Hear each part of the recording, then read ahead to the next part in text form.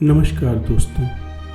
नीम परोरी के मंदिर में बहुत सारे भक्त बाबा के दर्शन करने आते थे।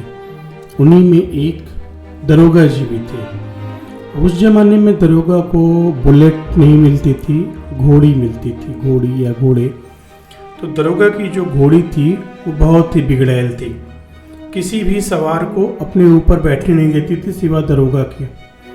एक दिन दरोगा जी जब दर्शन करने आए तो उनके मन में अचानक ये बात आ गई कि अगर बाबा जी भी घोड़ी पे बैठेंगे तो इनको भी ये नीचे गिरा देगी। लेकिन बात को मन में दबा गए और बाबा से बोले, बाबा ये घोड़ी बड़ी बदमाश है, किसी को अपने ऊपर बैठने ही नहीं देती है। बाबा कुछ नहीं बोले।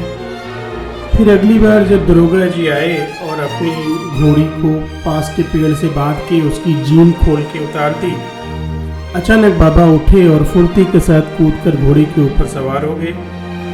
अब ध्यान दीजिएगा, घोड़ी के ऊपर जब वो सवार हुए तो उसके ऊपर कोई जीन भी नहीं थी और बिना जीन के घोड़ी को संभाल पाना बहुत ही मुश्किल है।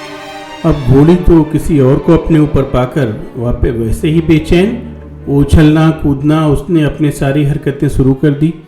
वो बहुत उछली, बहुत कूदी, लेकिन बाबा उसके ऊपर से टस से मस नहीं हुए। कभी उसकी गर्दन पकड़ लेते थे, कभी उसकी पीठ से चपक जाते थे।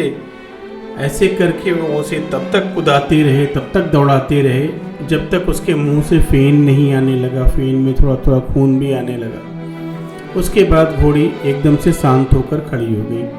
तब बाबा उसकी पीठ से उतरे और जाकर बैठ गए। उनको देख के लग ही नहीं रहा था कि उन्होंने कोई मेहनत की है बिगड़ैल घोड़ी को साधने में। अब दरोगा जी उन्हें उलहना देने लगे, बाबा आपने तो मेरी घोड़ी को बेकार कर दिया, ये तो ऐसे सीधे खड़ी है जैसे कोई बकरी। तो बाबा मुस्कुराए और बोला, तूने ये क्यों सोचा था कि घोड़ी मुझे गिरा देगी? अब दरोगा जी की सिट्टी पिट्टी गुम। उन्होंने तो ये बात किसी से कही ही नहीं थी, लेकिन बाबा से कैसे छुपती ये बात। तो ऐसे थे हमारे बाबा जी।